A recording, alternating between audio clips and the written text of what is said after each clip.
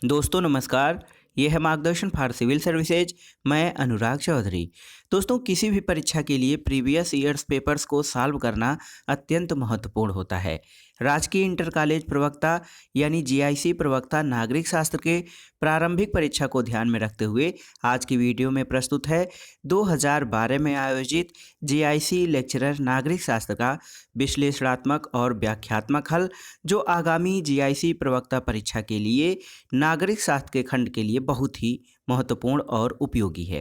दोस्तों जैसा कि आपको जानकारी हो गई है कि जीआईसी प्रवक्ता परीक्षा का पैटर्न बदल गया है। पहले इसमें 120 प्रश्न केवल विषय से पूछे जाते थे, लेकिन अब प्रारंभिक परीक्षा और मुख्य परीक्षा होनी है। प्रारंभिक परीक्षा 120 प्रश्नों के प्रश्न पत्र में 80 प्रश्न केवल आपके सब्जेक्ट से यानी विषय से होंगे और 40 प्रश्न सामान्य अध्ययन से पूछे जाएंगे। लेकिन ये पुराना प्रश्न पत्र है 2012 का। इस वीडियो में हम नागरिक शास्त्र यानी राजनीति विज्ञान के कुल 120 प्रश्नों को सॉल्व करेंगे। तो आइए शुरू करते हैं आज का वीडियो। पहला प्रश्न है दोस्तों, कौटिल्य के लिए स्वामी का अर्थ क्या है? कौटिल्य के लिए स्वामी का अर्थ क्या है? तो ऑप्शन है आपके राजा, अमात्य, कोश और मित्र। तो सही उत्तर है दोस्तों, कौटिल्य अपने सप्तांग सिद्धांत में स्वामी, अमात्य, जनपद, दुर्ग, दंड, कोश तथा मित्र की बात करता है, जिसमें स्वामी का अर्थ राजा है। अगला प्रश्न है, राज्य की उत्पत्ति के नीचे दिए गए किस सिद्धांत को सर्वोत्तम माना गया है? तो कई बार ये प्रश्न पूछा जा चुका है दोस्तों। दैवीय उत्पत्ति का सिद्धांत, सामाजिक समझौता सिद्धांत और मार्क्सवादी सिद्धांत तथा शक्ति सिद्धांत, पितृसत्तात्मक सिद्धांत या मातृसत्तात्मक सिद्धांत राज्य की उत्पत्ति के केवल एक पक्ष का वर्णन करते हैं, लेकिन विकासवादी सिद्धांत या इवोल्यूशनरी थियरी जो है, ये राज्य की उत्पत्ति के सबसे महत्वपूर्ण सिद्धांतों में या सर्वमान्य सिद्धांत माना जाता है। अगला प्रश्न है, मनुष्य स्वतंत्र जन्म लेता है फिर भी वह हर जगह बेड़ियों में जकड़ा हुआ है, ये कथन किसका है? तो ये कथन है दोस्तों रूसो का। रूसो एक सामाजिक समझौता विचारक है और अपनी प्रसिद्ध कृति सोशल कॉन्ट्रैक्ट में वो कहता है कि मनुष्य स्वतंत्र जन्म लेता है लेकिन हर जगह बेड़ियों में जकड़ा हुआ है। अगला प्रश्न है कि कौन राजधर्म के सिद्धांत का प्रतिपादक था? ऑप्शन है आपके मनु, कौटिल्य, नारद और शुक्र। तो दोस्तों राजधर्म के सिद्धांत का प्रतिपादक प्राचीन भारतीय चिंतक मनु है और भारत में राजतंत्र ही शासन का सबसे प्रचलित रूप था, इसलिए राज्य और शासन के अध्ययन को उस समय राजधर्म कहा जाता था और राजधर्म के सिद्धांत का सबसे पहले प्रतिपादन मनु ने किया है। अगला प्रश्न देखते हैं दोस्तों। अगला प्रश्न है, संसद के दोनों सदनों के संयुक्त बैठक की अध्यक्षता कौन करता है? तो आप जानते हैं संसद के दोनों सदनों की जो संयुक्त बैठक होती है उसकी अध्यक्षता लोकसभा का स्पीकर करता है और संसद के दोनों सदनों का जो अधिवेशन है वो राष्ट्रपति बुलाते हैं। अगला प्रश्न है दोस्तों, कौन सा एक कार्य दबाव समूह का नहीं है? ऑप्शन आइए देख लेते हैं। चुनाव में भाग लेना, ये नहीं है। हितों के लिए लॉबिंग करना, ये है। हित संधितता और राजनीतिक दलों से दूरी रखना। तो चुनाव में भाग लेना दबाव समूह का कार्य नहीं है, जबकि हितों के लिए लॉबिंग करना, दबाव बनाना, अपने ग्रुप के हितों के लिए जो है एकजुट रहना, ये सभी दबाव समूहों के कार्य हैं। अगला प्रश्न है, अंतर्राष्ट्रीय न्यायालय के न्यायाधीशों को निर्वाचित किया जाता है किसके द्वारा? तो सही उत्तर है महासभा और सुरक्षा परिषद दोनों द्वारा ही अंतर्राष्ट्रीय न्यायालय जो है international court of justice ICJ, इसके न्यायाधीशों को निर्वाचित किया जाता है। अगला प्रश्न है दोस्तों, निम्नलिखित में से संयुक्त राष्ट्र के किस एक अंग ने 10 दिसंबर 1948 को मानवाधिकारों की विश्वव्यापी घोषणा या मानवाधिकारों के सार्वभौम घोषणा को स्वीकृत किया है? तो ये है संयुक्त राष्ट्र संघ का अंग महासभा। अगला प्रश्न देखते हैं दोस्तों, संयुक्त राष्ट्र चार्टर निम्नलिखित में से किस एक सम्मेलन में अंगीकृत किया गया था? ये देखिए 2009 का जो जीआईसी प्रवक्ता प्रश्न पत्र था उसमें भी ये प्रश्न था। तो सही उत्तर है सैन फ्रांसिस्को सम्मेलन में संयुक्त राष्ट्र चार्टर को अंगीकृत किया गया था। अगला प्रश्न है, संयुक्त राष्ट्र सभा की स्थापना कहाँ की गई थी? तो सही उत्तर है सैन फ्रांसिस्को सम्मेलन में संयुक्त राष्ट्र संघ की स्थापना की गई थी। अगला है कि किस विचारक ने सामाजिक समझौते के सिद्धांत की आलोचना नहीं की है? ऑप्शन है आपके कार्ल मार्क्स, राइट, वाहन और ग्रीन। तो सही उत्तर है राइट ने सामाजिक सिद्धांत या सामाजिक समझौता सिद्धांत की आलोचना नहीं की है, जबकि वाहन, ग्रीन और मार्क्स ने राज्य की उत्पत्ति के संबंध में जो सामाजिक समझौता सिद्धांत है उसकी आलोचना की है। अगला प्रश्न देखिए, बहुत ही महत्वपूर्ण है। कांग्रेस ने पूर्ण स्वराज की घोषणा अपने उद्देश्य के रूप में कब की थी? तो सही उत्तर है 1929। कांग्रेस ने पूर्ण स्वराज की घोषणा 1929 में अपने उद्देश्य के रूप में की थी।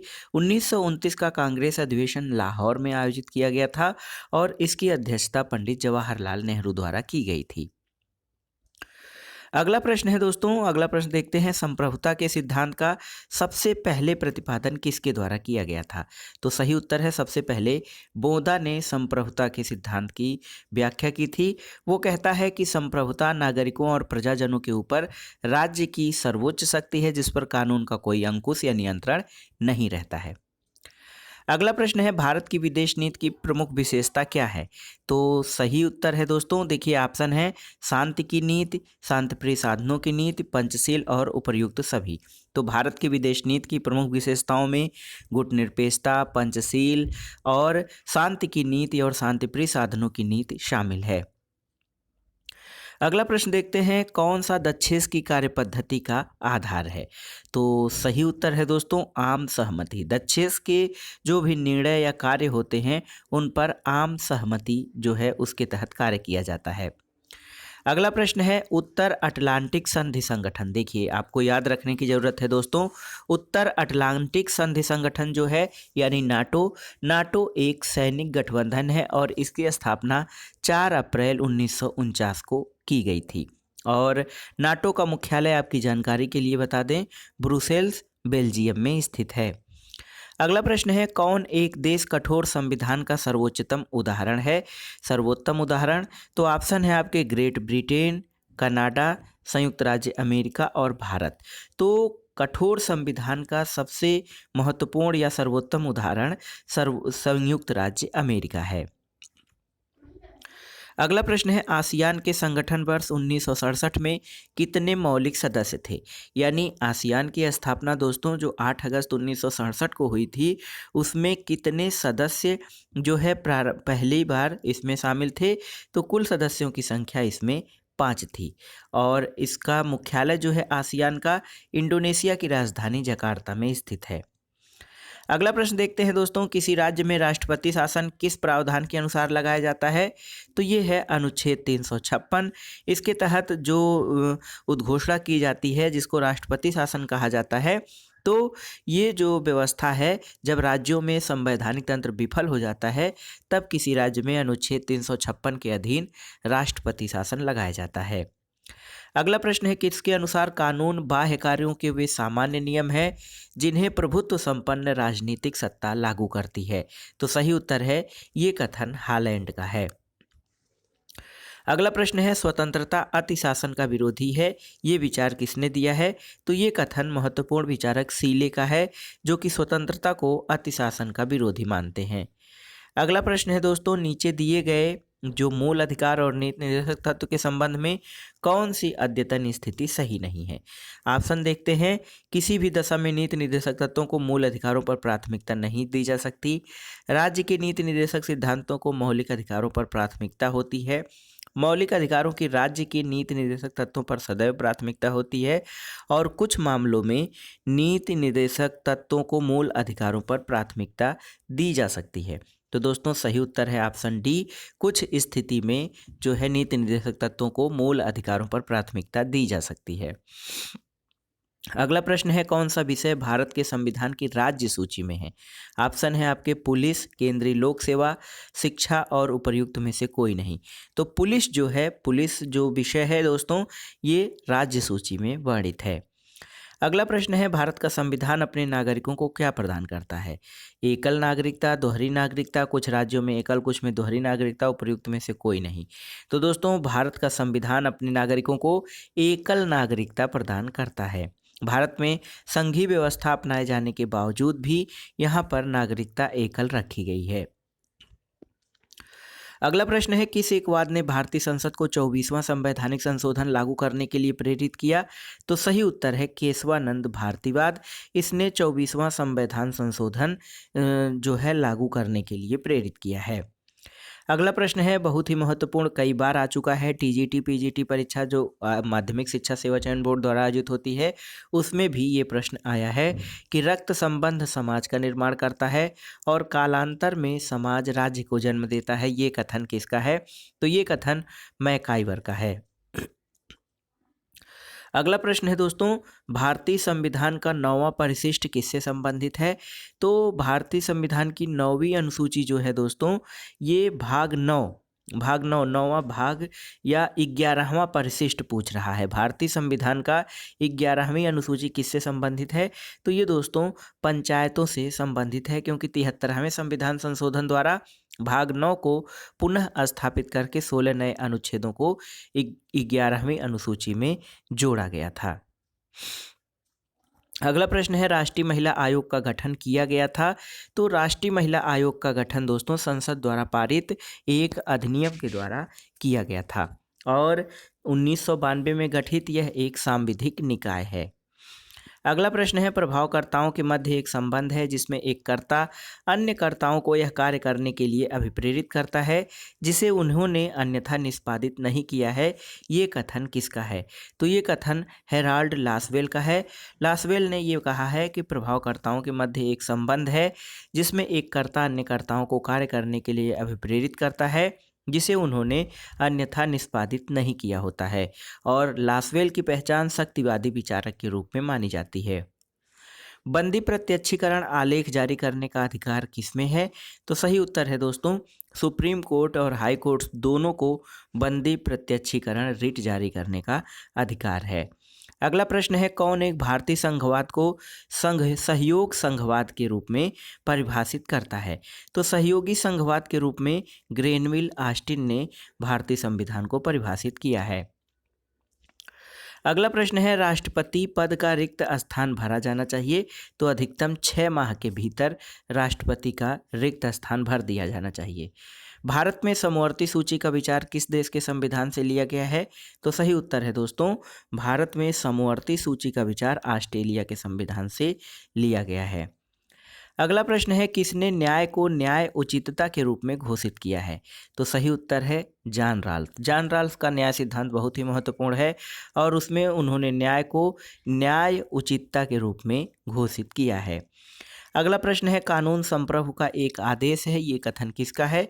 तो ये कथन ऑस्टिन का है। ऑस्टिन संप्रभुता के जो है एकलवादी सिद्धांत के प्रमुख प्रवर्तक माने जाते हैं और कानून को वो संप्रभु का आदेश मानते हैं।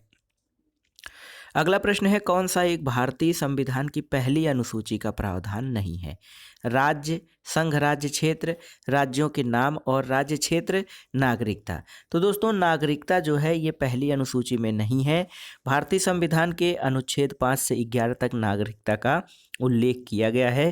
पहली अनुसूची में राज्य, संघ और राज्य क्षेत्र का उल्लेख किया गया है। अगला प्रश्न है दोस्तों, लोकप्रिय संप्रभुता की अवधारणा क्या है? तो लोकप्रिय संप्रभुता की अवधारणा या जन संप्रभुता की अवधारणा ये मानती है कि जो लोग हैं या जनता जो है वो राजनीतिक और विधिक सत्ता के स्रोत होते हैं। तो सही उत्तर आपका हो जाएगा ऑप्शन ए। अगला प्रश्न है, वह मतदान व्यवस्था जिसमें मतदाता किसी प्रत्याशी को एक से अधिक मत दे सकता है, कौन सा मतदान प्रणाली कहलाता है? तो दोस्तों इसे संचयी मतदान व्यवस्था कहा जाता है, जिसमें मतदाता किसी प्रत्याशी को एक से अधिक मत दे सकता है। ये देखिए प्रश्न दोहरा रहा है, किसने भूमि को राज्य का आवश्यक तत्व नहीं माना है? तो ये हैं बिलोबी। बिलोबी ने भूमि को राज्य का आवश्यक तत्व नहीं माना है, जबकि वर्तमान में ये धारणा प्रचलित है कि राज्य के 4 अंग होते हैं: जनसंख्या, भूमि, सरकार और संप्रभुता। अगला प्रश्न है दोस्तों, कौन सा तरीका दबाव समूह नहीं अपनाते हैं? ऑप्शन है देखिए संगोष्ठी, चुनाव लड़ना, प्रचार और लॉबिंग। तो चुनाव लड़ने का जो तरीका है वो दबाव समूह या प्रेशर ग्रुप्स द्वारा नहीं अपनाया जाता है। संगोष्ठी, प्रचार, लॉबिंग और दबाव बनाना, सरकार पर या सरकार की नीतियों पर दबाव बनाना, ये सब दबाव समूह अपनाते हैं। जबकि चुनाव लड़ना दबाव समूहों का कार्य नहीं है, ये राजनीतिक दल चुनाव लड़कर सत्ता प्राप्त करने का प्रयास करते हैं। अगला प्रश्न है, कौन सी समिति भारत में पंचायती राज से संबंधित नहीं है? ऑप्शन है देखिए, सादिक अली समिति, एल.एम. सिंघवी समिति, पी.के. थुंगन समिति और दिनेश गोस्वामी समिति। तो सही उत्तर है दोस्तों, दिनेश गोस्वामी समिति जो है ये चुनाव सुधारों से संबंधित है, पंचायती राज से नहीं। अगला प्रश्न अब देखते हैं, जब भारतीय नागरिक व्यवस्था में लोकहितवाद आया तब भारत के मुख्य न्यायमूर्ति कौन थे? तो दोस्तों, भारत में जब न्यायिक व्यवस्था में लोकहितवाद या पीआईएल पब्लिक इंटरेस्ट लिटिगेशन आया तो उस समय भारत के न्यायाधीश पी.एन. भगवती थे।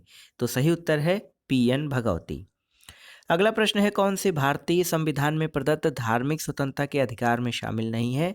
तो दोस्तों, धार्मिक स्वतंत्रता के अधिकार में जो शामिल है वो है धर्म के अनुसार प्रचार का अधिकार और धर्म के मामलों का प्रबंधन, लेकिन टैक्स लगाना या राजकीय निधि का किसी धर्म के प्रोत्साहन में उपयोग करना और धर्म के मामलों में धार्मिक निर्देशों को व्यवहृत करना, ये जो ऑप्शन 2 और 3 है, 2 और 4, देखिए ये धर्म की स्वतंत्रता या धार्मिक स्वतंत्रता के अधिकार में शामिल नहीं है। अगला प्रश्न है, भारतीय संविधान के 12वीं अनुसूची में नगरीय निकायों को कितने विषय दिए गए हैं? तो दोस्तों, नगरीय निकायों को जो निर्दिष्ट विषय हैं वो 18 हैं, याद रखिएगा।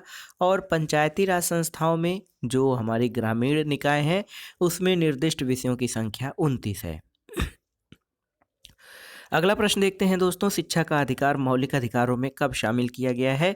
तो सही उत्तर है 86वें संविधान संशोधन 2002 के द्वारा शिक्षा का अधिकार जो है एक मौलिक अधिकार के रूप में शामिल किया गया और इसे अनुच्छेद 21 में ये कहा गया, ये जोड़कर कहा गया है कि राज्य सरकार द्वारा 6 से 14 वर्ष की आयु के बच्चों को मुफ्त और अनिवार्य शिक्षा प्रदान करेगा। अगला प्रश्न है, स्वस्थ लोकतंत्र के निर्माण में बाधा क्या है? स्वतंत्र प्रेस, स्वस्थ और सुदृढ़ राजनीतिक दल, निरक्षरता और दूषित शिक्षा प्रणाली, सांप्रदायिकता का अभाव। तो सही उत्तर है दोस्तों, स्वस्थ लोकतंत्र या हेल्दी डेमोक्रेसी के जो है विकास में या निर्माण में निरक्षरता और दूषित शिक्षा प्रणाली बाधा के रूप में काम करती है। अगला प्रश्न है कि कौन संप्रभुता की बहुलवादी धारणा से नहीं जुड़ा है? तो ऑप्शन है इसमें मेटलैंड, क्रैब, हेगल और दुर्खीम। तो सही उत्तर है मेटलैंड, क्रैब और दुर्खीम, ये संप्रभुता की बहुलवादी धारणा से संबंधित है, जबकि हेगल संप्रभुता की एकलवादी धारणा से या अद्वैतवादी धारणा से संबंधित था। दोस्तों, बहुलवादियों ने ये तर्क दिया कि चाहे राज्य कितना भी गरिमामय और शक्तिशाली न हो, वह समाज के अनेक संस्थाओं में से एक है। अगला प्रश्न है दोस्तों, एक बुक का नाम है फेडरल गवर्नमेंट का लेखक कौन है?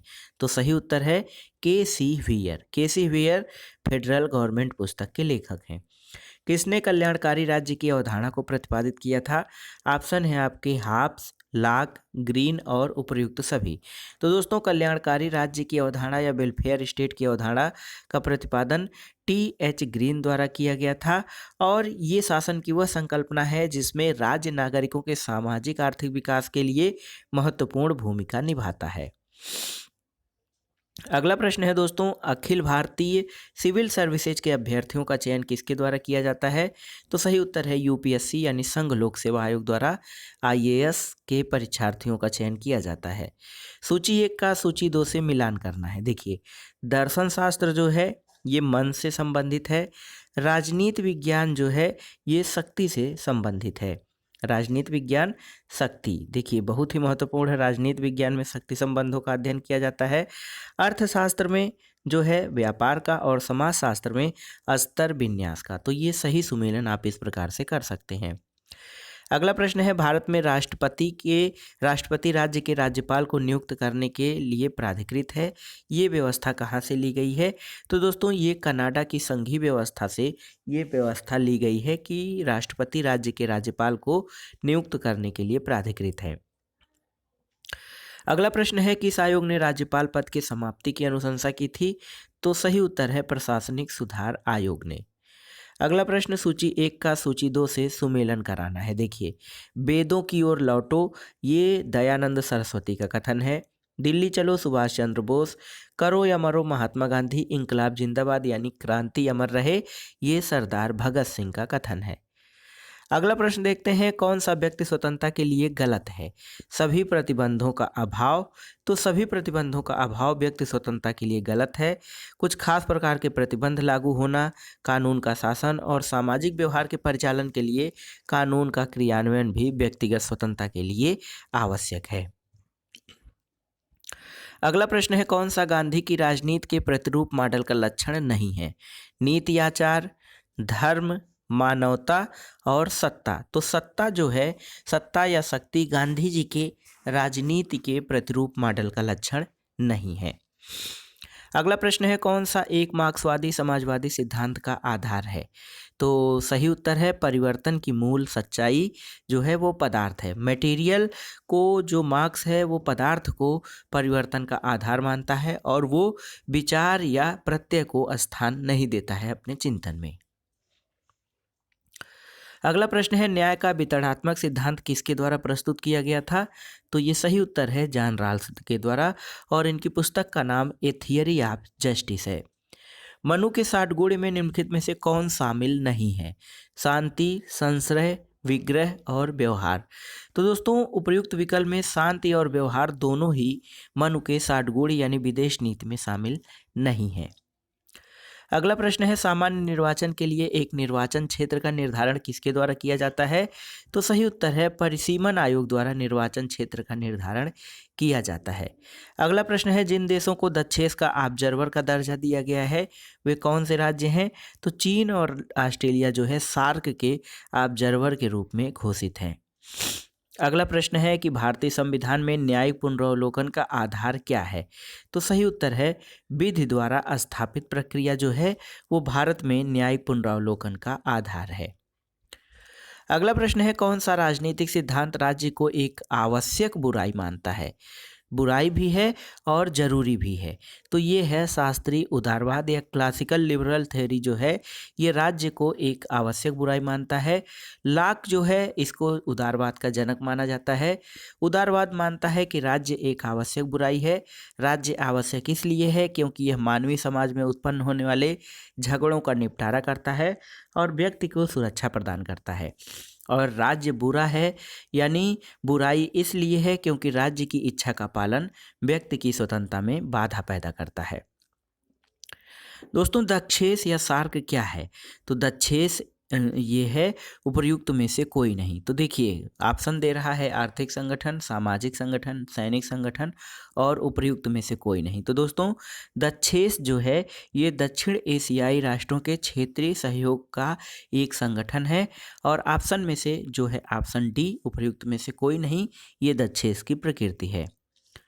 अगला प्रश्न है, कौन एक सार्वभौम वयस्क मताधिकार के प्रबल विरोधियों में से एक था? तो सार्वभौम वयस्क मताधिकार के विरोधियों में जे.एस. मिल था, जबकि मार्क्स, रूसो और लाक ये सार्वभौम वयस्क मताधिकार के जो है समर्थक थे।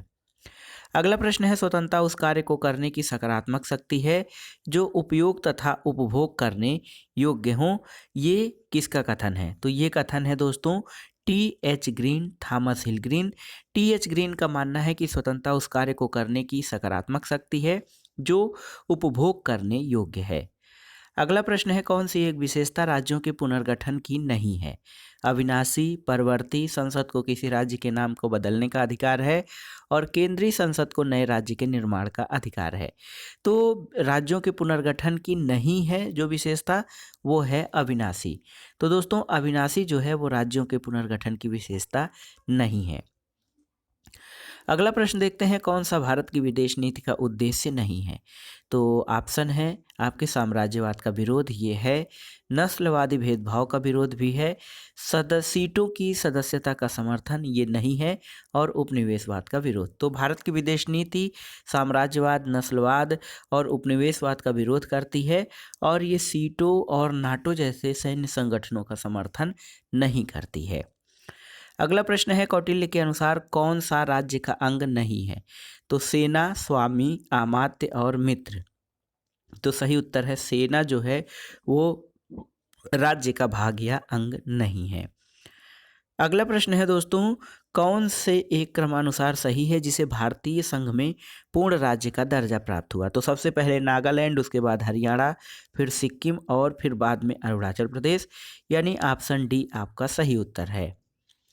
अगला प्रश्न है, मुख्य चुनाव आयुक्त अपने कार्यकाल की समाप्ति से पहले कैसे हटाया जा सकता है? तो मुख्य चुनाव आयुक्त जो है दोस्तों, ये सर्वोच्च न्यायालय के जजों की तरह यानी महाभियोग के द्वारा ये हटाया जा सकता है।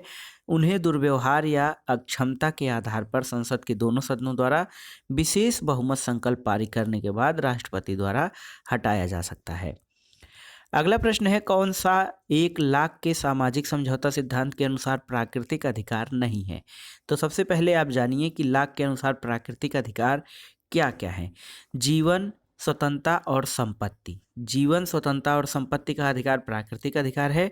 यहाँ पर ऑप्शन सी आपका हो जाएगा। धर्म का अधिकार लाख के अनुसार जो है प्राकृतिक अधिकार नहीं है। अगला प्रश्न है, सामाजिक समझौते के सिद्धांत के साथ संप्रभु राज्य की अवधारणा को किसने संयुक्त किया है?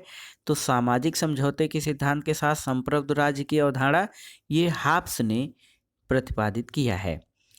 अगला प्रश्न है दोस्तों, बहुत ही महत्वपूर्ण, लोकतंत्र में अंतिम सत्ता किसमें होती है? तो आप जानते हैं लोकतंत्र में जो सत्ता का स्रोत है वो जनता होती है।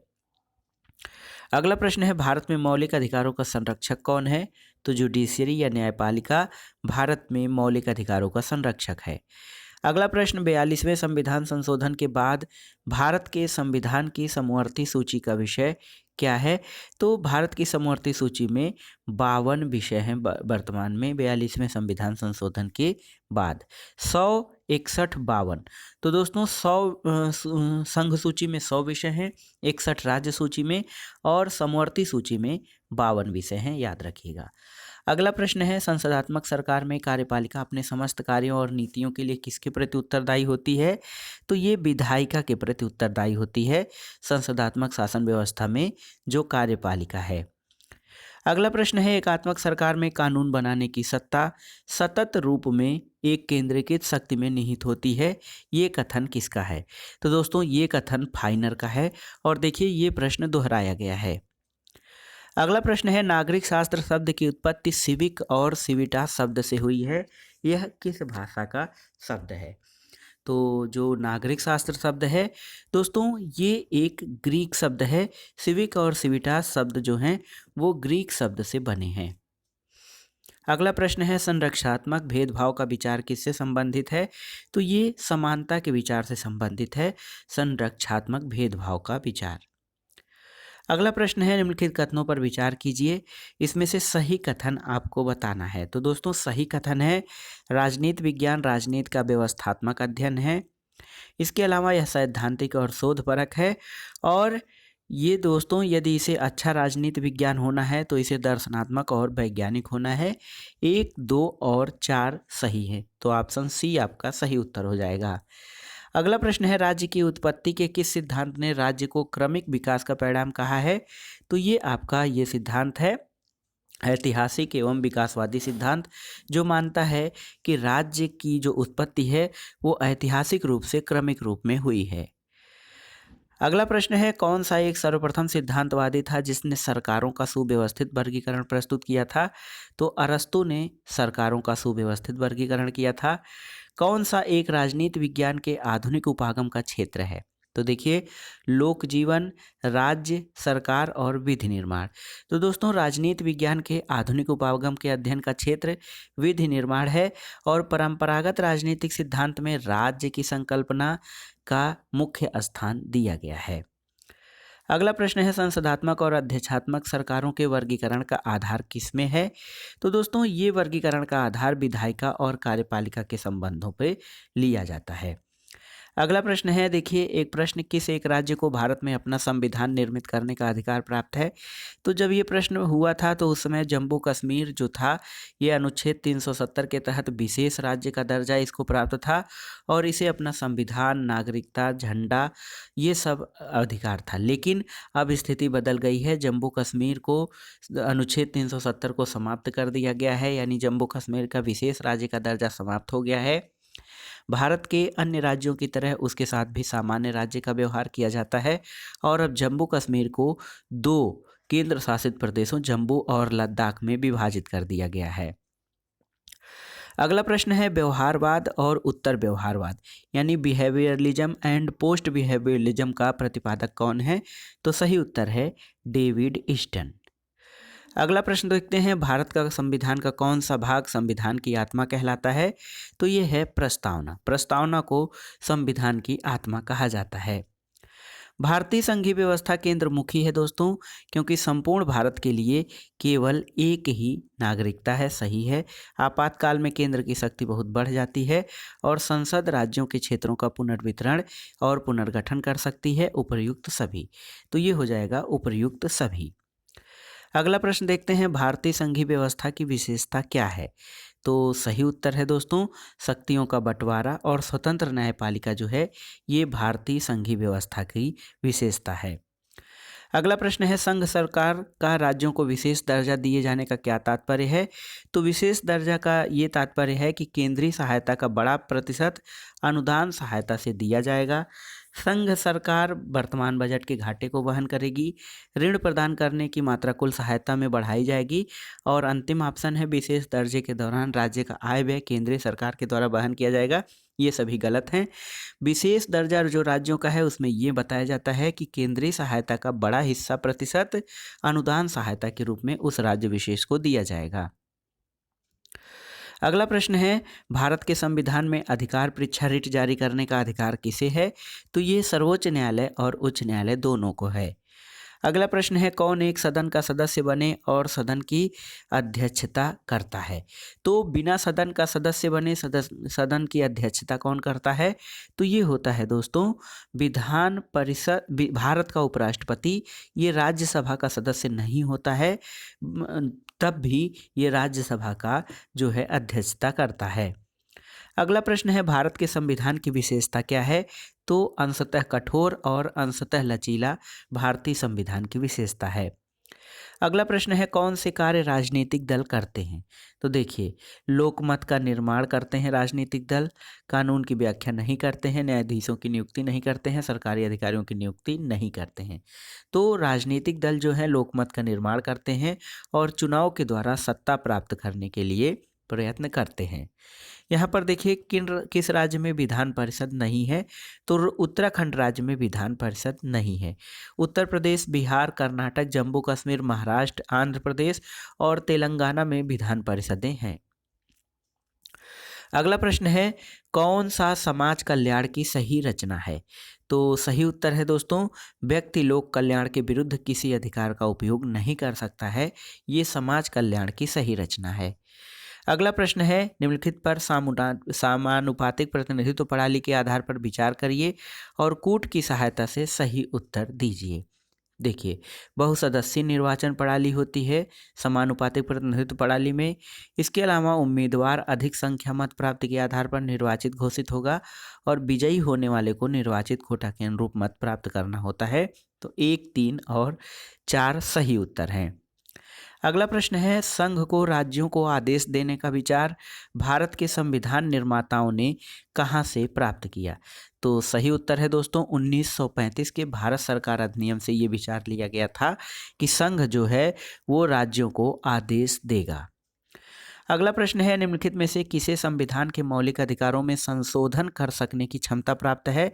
तो संसद के जो संविधान के मौलिक अधिकारों में है उसमें संशोधन संसद की शक्तियों में आता है।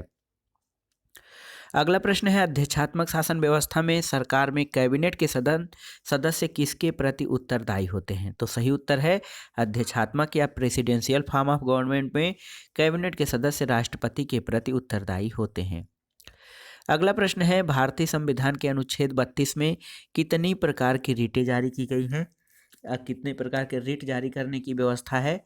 तो ये है दोस्तों 5 प्रकार के रीट भारतीय संविधान के अनुच्छेद 32 के अंतर्गत जारी की जाती हैं। इसमें आप याद कर लीजिए बंदी प्रत्यक्षीकरण, परमादेश, उत्प्रेषण, प्रतिषेध और अधिकार परीक्षा है।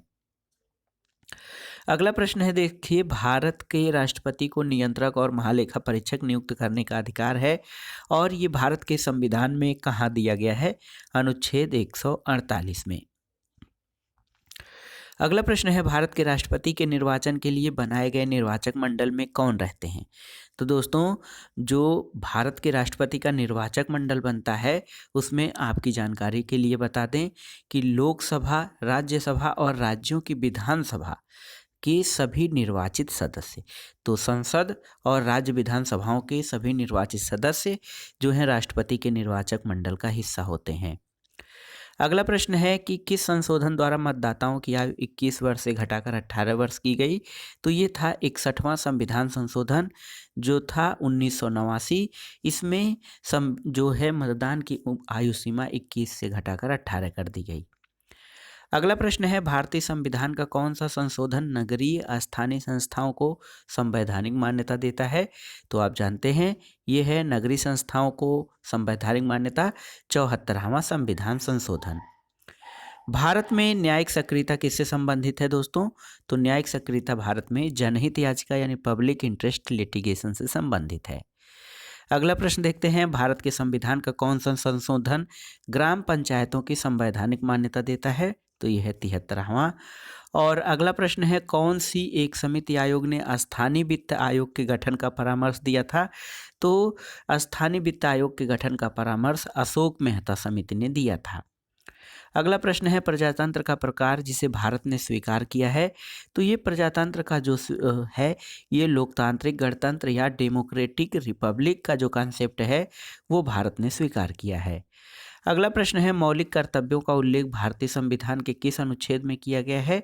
तो 51 क या 51 अ में जो है भारत के संविधान में मौलिक कर्तव्यों का उल्लेख किया गया है और 42वें संविधान संशोधन द्वारा मौलिक कर्तव्य संविधान में जोड़े गए थे।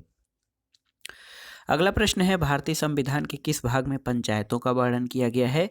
तो ये है भाग 9। अगला प्रश्न है कि ये किसने कहा है कि एक व्यवस्थापिका जनता की शिकायतों की समिति के रूप में कार्य करती है? तो ये केसी व्हीयर का कथन है कि एक व्यवस्थापिका या संसद ये जनता की शिकायतों की समिति के रूप में कार्य करती है। अगला प्रश्न है, भारतीय संविधान का कौन सा नागरिकता का आधार है? तो नागरिकता का आधार है संविधान प्रारंभ होने का अधिकार और इसमें ये वर्णन किया गया है कि नागरिकता जो है भारत में एकल नागरिकता का प्रावधान है और संसद को नागरिकता के संबंध में विधि बनाने का अधिकार है। अगला प्रश्न है, कल्याणकारी राज्य वस्तुतः किसका मिश्रण है? तो सही उत्तर है उदारवाद और समाजवाद का मिश्रण है कल्याणकारी राज्य। अगला प्रश्न देखते हैं दोस्तों, 10 दिसंबर 1948 को मानवाधिकारों की विश्वव्यापी घोषणा में कितने अनुच्छेद थे? तो सही उत्तर है कुल 30 अनुच्छेद थे मानवाधिकारों की विश्वव्यापी घोषणा में। अगला प्रश्न देखते हैं दोस्तों, भारत के उपराष्ट्रपति का निर्वाचन किस प्रकार होता है?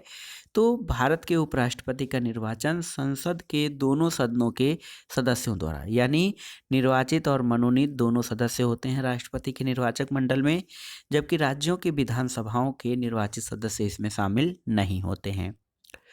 अगला प्रश्न है दोस्तों कि कौन यह स्वीकार करता है कि संविधान उन नियमों को कहते हैं जो सर्वोच्च सरकार की रूपरेखा निर्धारित करते हैं?